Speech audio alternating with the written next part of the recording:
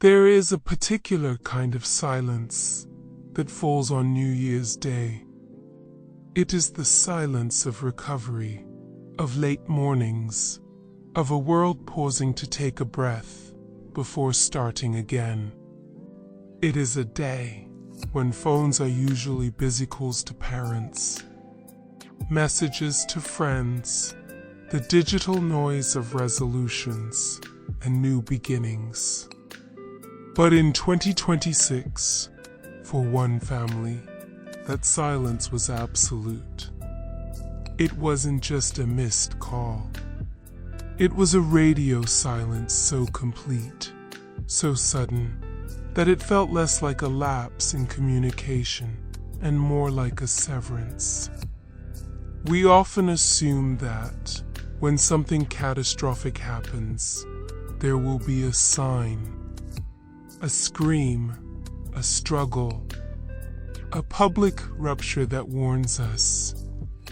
But violence is rarely that accommodating. Often, the most irreversible moments happen behind closed doors, in quiet apartments, while the rest of the world is celebrating. In this case, the warning sign didn't come from a scream. It came from a phone call, but not the one you might expect. On January 2nd, 2 days after the silence began, a call was made to the police. It was calm, it was procedural. The voice on the line was steady, reporting a missing person. A concerned partner doing what anyone would do when someone they care about vanishes. He gave the details. He gave the timeline. He played the part of the worried man, standing in an empty room, wondering where she had gone. It was a performance that bought him exactly what he needed: time. Because while officers were taking down his statement, noting the last time she was seen, and beginning the standard protocols for a missing adult, he was already moving. He wasn't waiting by the phone. He wasn't searching the streets. By the time the police realized that the silence wasn't an accident, the man who had reported it was already. He hadn't just left the room. He hadn't just left the state. He was 30,000 feet in the air, crossing an ocean, leaving behind a locked apartment and a secret that would not stay buried for long. We like to believe that guilt looks like panic, that it looks like running. But sometimes, guilt looks like a young professional walking into a police station, filing a report, and then quietly, methodically, disappearing into the sky. And the woman he reported missing, she had never left the apartment he called from.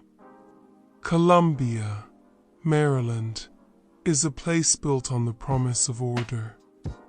It is a planned community, designed with intention, tree-lined streets, quiet cul-de-sacs, and modern apartment complexes that house the ambitions of thousands of young professionals. It is the kind of place people move to when they are building a future. It feels saführen. It is not the kind of backdrop where you expect a life to simply unravel. In the winter of 2025, the area around Twin Rivers Road was quiet. The holiday season usually brings a stillness to these suburban arteries as residents travel home or retreat indoors. It was here, in this landscape of manicured normalcy, that two lives had intersected and, eventually, diverged. If you were to look at the profiles of Nikitha Godishala and Arjun Sharma, you would see the very definition of the immigrant success story. They were the people you might pass in a grocery aisle or sit next to in a coffee shop without a second glance. Young, driven, and seemingly established, Nikitha was 27. She was a data and strategy analyst at a health tech company, a role that suggests a mind capable of seeing patterns, of organizing chaos into clarity. She had earned her master's degree from the University of Maryland, Baltimore County, or UMBC, just a few years prior. She was building a life in a country far from her family in India, relying on her intellect and her resilience. Arjun Sharma was 20-6 T2, was a UMBC graduate, class of 2023, holding a master's in engineering management. He worked as a product manager. Like Nikitha, he was part of the region's thriving tech sector. On paper, they were mirrors of each other, high-achieving, educated, and navigating the complexities of life in a new country. They had been a couple. They had shared that unique bond that forms between international students, a relationship that is not just about romance, but about survival. When you are thousands of miles from home, your partner becomes your family, your safety net, and your witness. But by December of 2025, that relationship had shifted. They were no longer partners, they were exes. In most stories, this is where the distance begins. Les routines entanglent. But for Nikitha and Arjun, the separation wasn't clean. There were still tethers. Perhaps it was the shared history. Perhaps it was the isolation of being alone in Maryland during the holidays.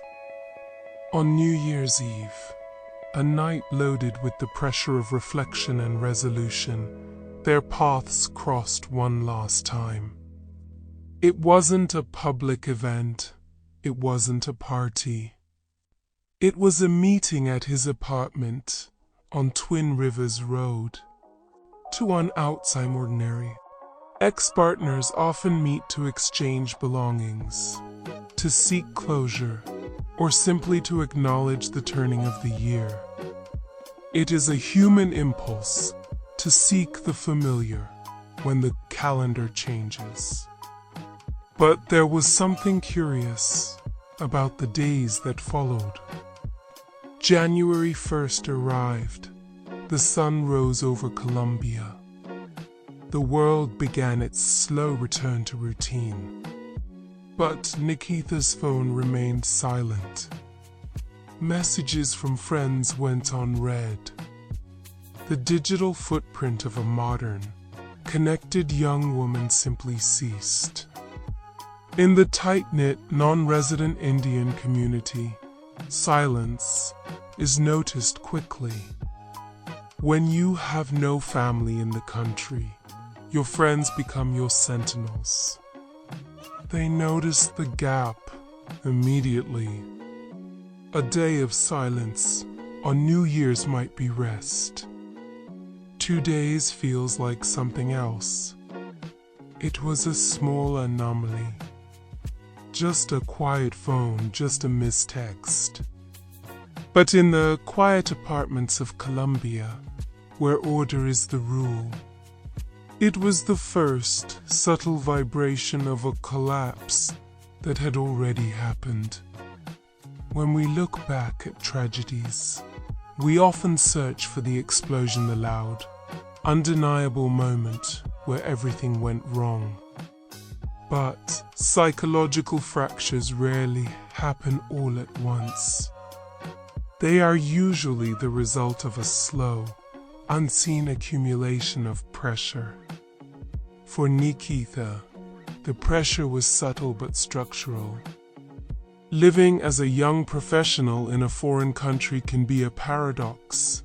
You are outwardly successful, yet inwardly isolated. Reports indicate she had no immediate family in the United States. Her safety net was not a web of relatives, but a handful of friends and peers. This kind of isolation creates a unique vulnerability. When your social circle is small, the people inside it hold immense weight. A partner or an ex-partner is not just a romantic connection. They are often your emergency contact, your cultural anchor, and your primary confidant. Research into relationships within expatriate communities suggests that breakups can be exceptionally destabilizing. The clean break is harder to achieve when you share the same small community, the same background, and the same reliance on each other for support. This phenomenon, sometimes called acculturative stress, can make it difficult to truly separate. You rely on the very person you are trying to leave. By late December, this dynamic was playing out in real time. They had separated. The title of boyfriend and girlfriend had been removed. Yet, the interaction continued. The decision to meet on New Year's Eve is significant. It is a date that forces introspection, amplifies loneliness. If there was friction or unresolved emotion, or a desire for one final conversation, the weight of the holiday would have magnified it. We do not know the exact nature of the conversation that led Nikitha to Twin Rivers Road that night. Was it a reconciliation, a final exchange of items, a plea for closure? What we do know is that she entered an environment that law enforcement and psychologists often describe as a high-risk zone. The private residence of a former intimate partner during a period of separation. Inside that apartment, the timeline begins to blur. For 48 hours, the outside world continued as normal. Neighbors in the complex likely went about their holiday routines. They cooked meals, they watched television, they celebrated the new year, separated by only a few inches of drywall from whatever was unfolding next door. But patterns were emerging that, in hindsight, point to a chilling calculation. On January 2nd, when the silence from Nikitha became deafening to her friends, Arjun Sharma took a step that defines the psychological complexity of this case. He did not flee immediately. He did not go into hiding. He stepped into the light. He contacted the Howard County Police Department. This action is disjointed. It doesn't fit the profile of a panic-stricken individual. A person overwhelmed by a sudden, tragic accident rarely invites the scrutiny of law enforcement. Instead, he inserted himself into the investigation before it had even begun. He reported her missing. He established himself as the concerned party. This is a behavior that psychologists sometimes refer to as staging or impression management. It is an attempt to anchor the narrative in a false reality. By being the one to call, he was not just reporting a disappearance. He was defining it. He was telling the police when to look and implicitly who trust. He created a version of events where he was the worried ex-boyfriend, waiting for a call that would never come. But while he was speaking to authorities, another timeline was running parallel to his words. It was a timeline of logistics, of passports, out-of-flight schedules. The pressure inside that apartment must have been unimaginable. For 2 days, he had existed in a space that held a terrible secret. The cognitive load of maintaining normalcy of eating, sleeping, or simply existing alongside the reality of what had happened would have been crushing. And yet, he made a decision. He didn't choose to confess. He didn't choose to surrender. He chose to run. But he didn't run blindly. He ran with a plan. There is a moment in every investigation where the premise shifts, where the hope of a misunderstanding or a lost phone evaporates and is replaced by something far more permanent.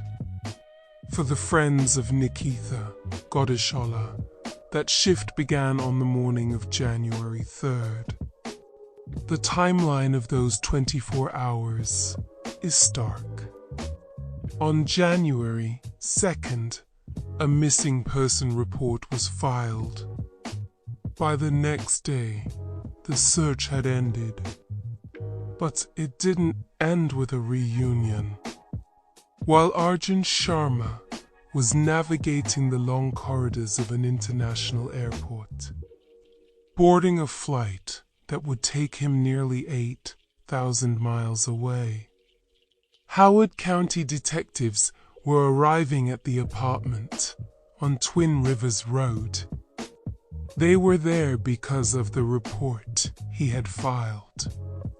They were there to look for clues to Nikitha's whereabouts, perhaps a journal, a laptop, or a note that might explain where she had gone. Standard procedure for a missing person case often starts with the last place they were seen. But as they moved through the residence, the narrative that Sharma had carefully constructed began to dissolve. We do not need to know the specific details of what they found to understand the gravity of that moment. It is enough to know that the silence in that apartment was not empty. Nikitha was there. She had not walked away. She had not gone missing. She had been waiting in the terrifying quiet of that apartment, while her friends posted her photo online and her ex-boyfriend sat on a plane. The police report confirms that she had suffered fatal injuries. It was not an accident. It was unwind, they believed. Days earlier, likely on New Year's Eve, the very night she had arrived. The realization ripples outward like a shockwave. For the officers, the case instantly pivoted from a welfare check to a homicide investigation. The concerned ex-boyfriend was no longer a witness. He was a suspect. For her friends, the grief was compounded by a sickening sense of betrayal. The person they had likely texted, asking if he had seen her, asking if she was okay, was the same person who had ended her life. He had likely read their messages. He had likely seen their panic. And he had used it to buy himself a window of escape. The missing person report was revealed for what it truly was: a distraction, a final act of control. By the time the yellow tape was strung across the door of the apartment, the suspect was already crossing the Atlantic. The physical distance between the crime and the accused was widening with every hour. This wasn't just a tragedy of violence. It was a tragedy of deception. The discovery fundamentally reframed everything that had happened in the previous 48 hours. The silence on New Year's Day wasn't Nikitha resting. The missing person report wasn't a plea for help. The flight to India wasn't a holiday trip. Every action Arjun Sharma had taken since December 31st was now illuminated by a single, devastating truth. He had been living with the reality of her death, sleeping and eating in the same space, calculating his exit, while the rest of the world still believed she was just a phone call away. The apartment on Twin Rivers Road, once a symbol of their shared success and independence, had become a crime scene. And the man who held the lease was now a fugitive. In the immediate aftermath of the discovery, investigators faced a scenario that is the nightmare of every detective bureau: a solved case with an empty chair. Typically, the first 48 hours of a homicide investigation are spent trying to identify a suspect. Here, the identity was clear. The timeline was established. The evidence inside the apartment on Twin Rivers Road pointed in one direction. But the suspect was not in an interrogation room. He was not in a local holding cell. He was not even on the same continent. On January 4th, the Howard County Police Department took the rare step of announcing charges against a man they knew they could not immediately arrest. They issued warrants for first-degree and second-degree murder. They named Arjun Sharma. They released his photograph. But they also confirmed the reality that would define this case for the foreseeable future. The suspect had fled the United States. This introduces a layer of complexity that goes beyond forensic evidence. It becomes a matter of international law. The investigation now sits in the uncomfortable gap between known and resolved. We know who did we know where. We know when, but the how of justice is far more tangled. There is a profound disconnect in the timeline that investigators and the public are still trying to reconcile. Consider the 48 hours between the evening of December 31st and the flight on January 2nd. For 2 full days, Arjun Sharma existed in that apartment. He did not flee in a panic immediately after the incident. He stayed. This delay creates a conflicting narrative. Flight is often associated with impulse of fight or flight reaction to adrenaline and fear. But staying suggests something else. It suggests an incubation period, a time of paralyzed deliberation, or perhaps a chilling pragmatism. Was he waiting for a specific flight? Was he cleaning the scene? Was he simply trying to figure out if he could talk his way out of it before realizing he couldn't? The missing person report he filed stands as the most baffling piece of evidence. Why call the police at all? Why invite scrutiny? Some criminal psychologists suggest this is a form of rational choice distortion.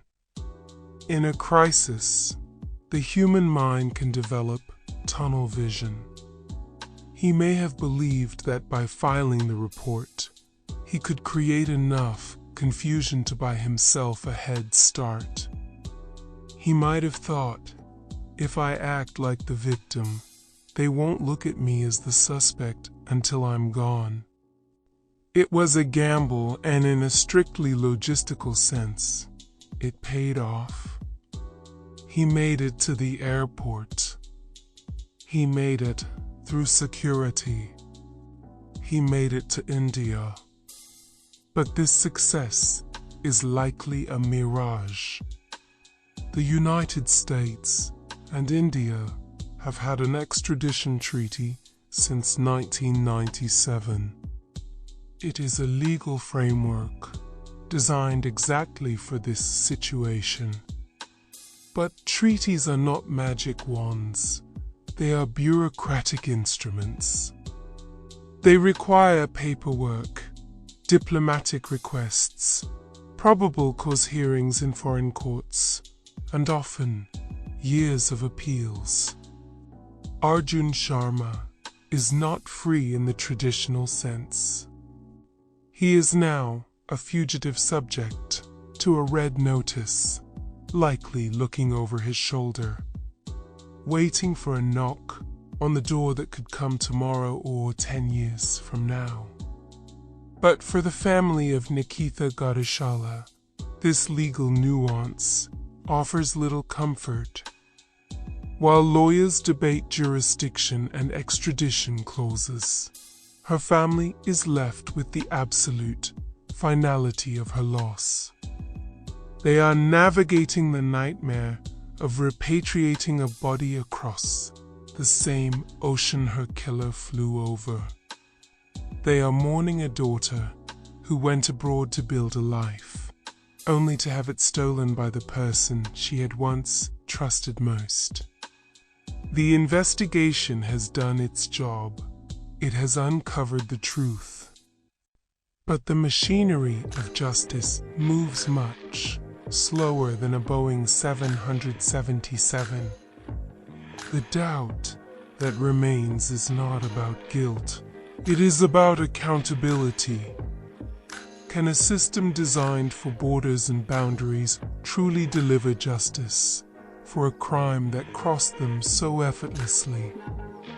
And what creates a person who can sit on a long-haul flight, eating airline meals and watching movies, while knowing exactly what they left behind in a locked apartment in Maryland?